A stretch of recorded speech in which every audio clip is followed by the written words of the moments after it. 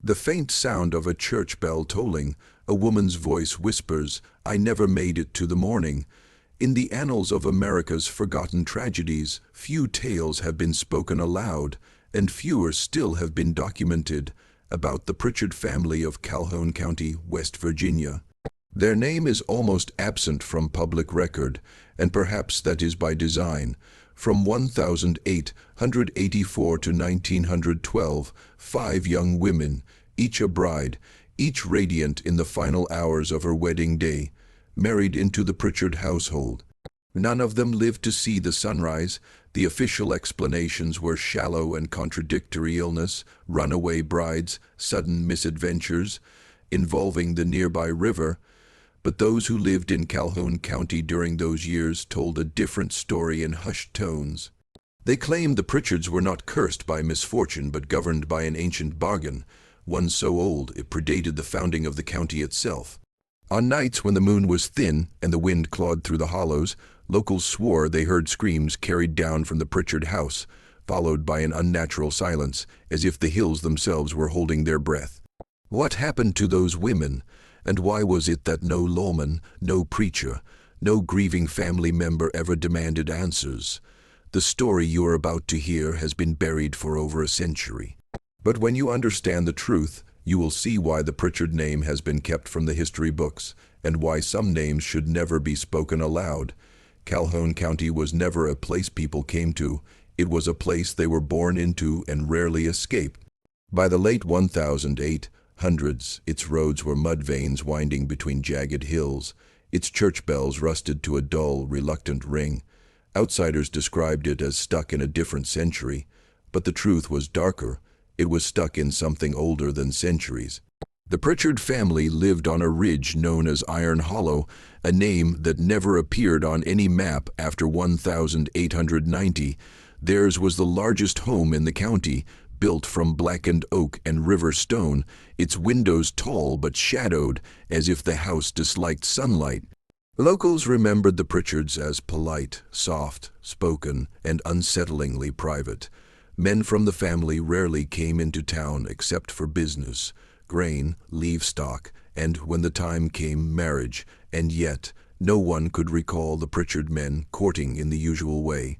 The brides always arrived suddenly, almost ceremonially, their past lives quickly swallowed by the hollow. No one was foolish enough to ask too many questions. Calhoun County had learned long ago that questions could vanish people just as easily as the river swallowed logs. The silence was not fear of the Pritchards alone. It was fear of what might speak back if their history was stirred. The first disappearance was written off as tragedy. Her name was Clara Jennings, a schoolteacher from the next county over. In 1884, she married Thomas Pritchard in a small ceremony held on the ridge. Her family was not invited. Clara's last known letter, sent to her younger sister, described the house as colder inside than the winter air, and mentioned that she heard footsteps in the walls at night. On the morning after her wedding, Thomas rode into town alone, claiming Clara had gone for a walk and never returned. Search parties combed the woods for 3 days.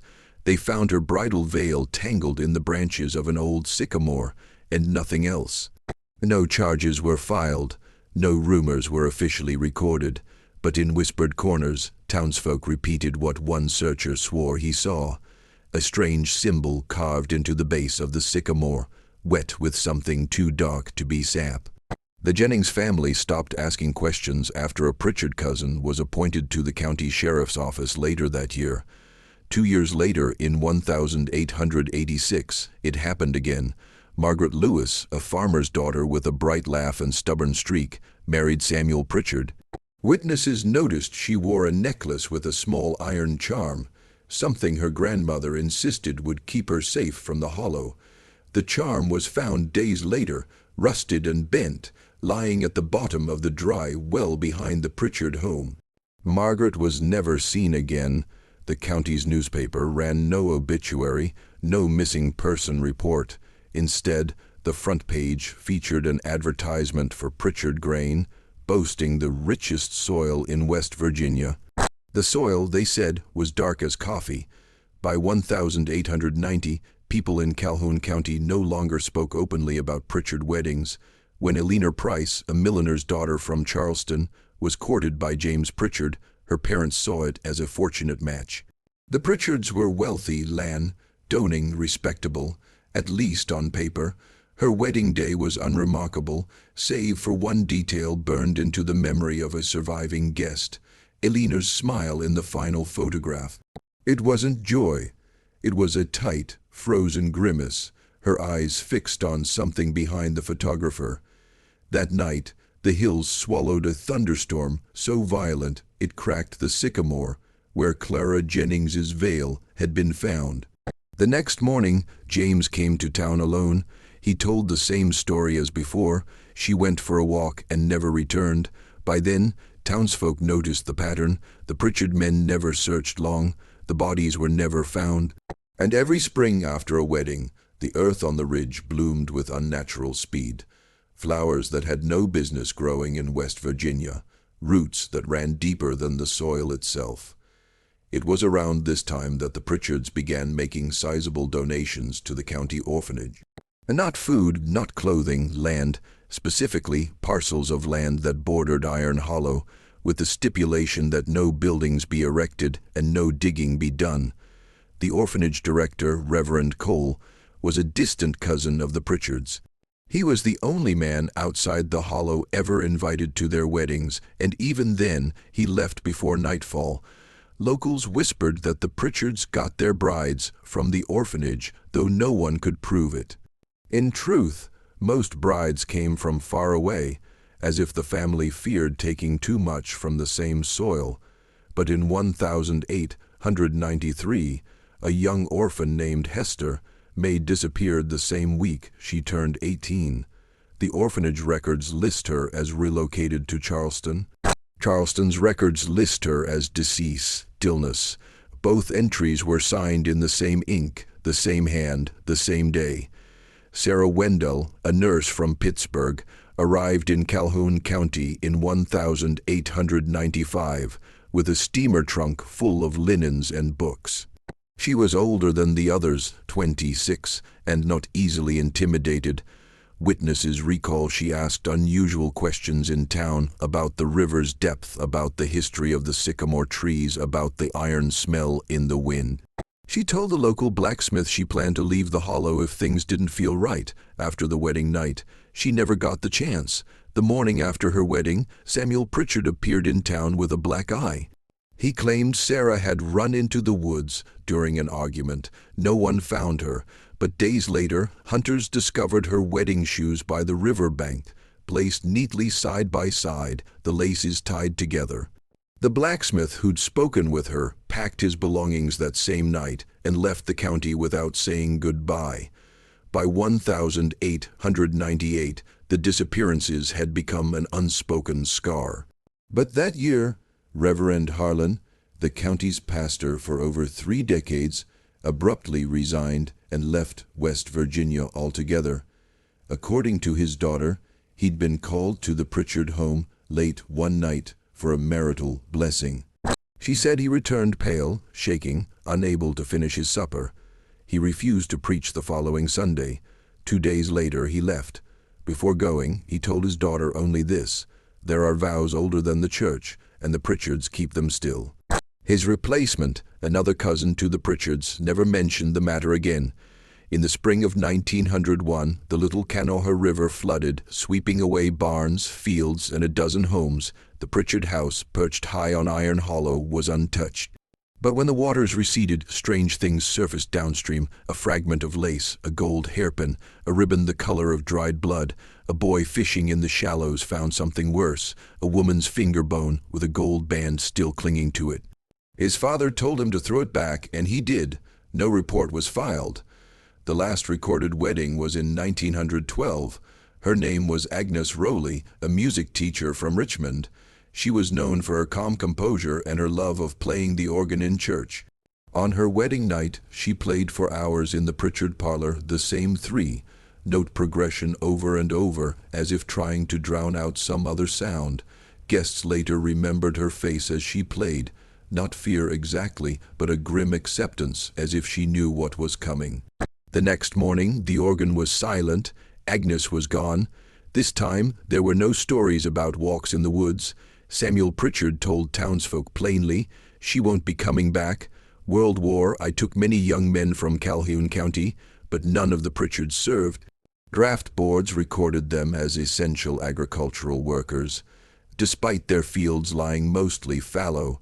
During these years, the family grew more reclusive. The house on Iron Hollow shuttered its windows, and the only sign of life was the smoke from its chimney. The disappearances stopped, but the silence was worse. People wondered if the family had run out of brides, or if they had found another source for whatever bargain they were keeping. In 1923, the former sheriff, by then a dying Mencken, confessed to his nephew that he had covered up 5 murders.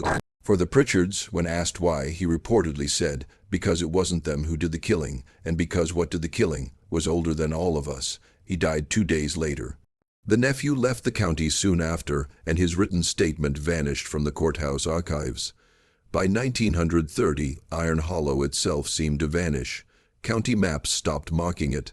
The road to the ridge became overgrown. The wooden bridge leading there collapsed in a storm. The Pritchards stopped appearing in town altogether. People said the house was abandoned, though a few claimed to see candlelight in the upper windows on moonless nights. Those who tried to find the place spoke of strange disorientation, as if the woods themselves rearranged to keep intruders away. In 1934, a WPA crew clearing a new road uncovered a shallow grave containing multiple sets of female remains. The bones were arranged neatly, each skull facing east. None wore wedding rings. The grave was located less than half a mile from the old Ridge Road. The county coroner declared the remains too old for criminal investigation. The crew was ordered to rebury them without ceremony. That night, 2 of the workers claimed they saw a woman in a bridal gown standing at the edge of the woods. She vanished when they approached. In 1941, a fire at the county courthouse destroyed most of its records. But among the salvaged papers was a single waterlogged journal belonging to Reverend Cole, the orphanage director. One entry, dated June 1893, read, "Hester May has gone to the hollow. She is the 6th. If the soil is fed, the rains will come. If the rains come, the land will live. If the land lives, so will we." By 1945, there were no Pritchards left in Calhoun County, at least not by name. Some said they'd all died out. Others insisted they'd simply changed names and moved on, carrying their bargain elsewhere. The house rotted in the woods, collapsing in on itself. Vines claimed the walls. But the ground around it remained strangely fertile, blooming out of season. In 1950, a traveling historian researching marriage customs of rural Appalachia visited Calhoun County. He heard the Pritchard name only once from an old woman on her porch. She told him the brides didn't disappear, they were taken back. The land always takes back what belongs to it. When asked what she meant, the woman shut her eyes and refused to speak again. In 1952, lightning struck the old sycamore where Clara Jennings's veil had been found. The tree split in 2, revealing something inside, a length of human hair, still braided, still bound with a ribbon. The sheriff ordered it burned. In 1964, a retired blacksmith living in Ohio wrote a letter to the Charleston Gazette. In it, he described hearing a scream that went on far too long, the night Sarah Wendell vanished, and seeing something like a shadow, but thicker, heavier, move from the Pritchard house to the woods. He ended the letter with a warning: "If a Pritchard asks for your daughter's hand, bury her deep where they'll never find her." Today, Iron Hollow is almost entirely forgotten. The ridge is overgrown, the bridge gone, the house buried under decades of rot. But the soil is still dark, still rich, still wrong. Some nights, hikers report the distant sound of an organ playing, the same 3-note progression over and over. Others swear they've seen women in torn bridal gowns moving through the trees, faces pale and eyes empty. The official record of the Pritchards ends in silence, but silence is not the same as truth, Because the truth is this: the Pritchards did not kill their brides. They fed them to something in the hollow that still waits, still hungers, and still keeps its bargain. And if you stand there long enough, it will hear you breathing, and it will remember that the land is never done taking back what belongs to it.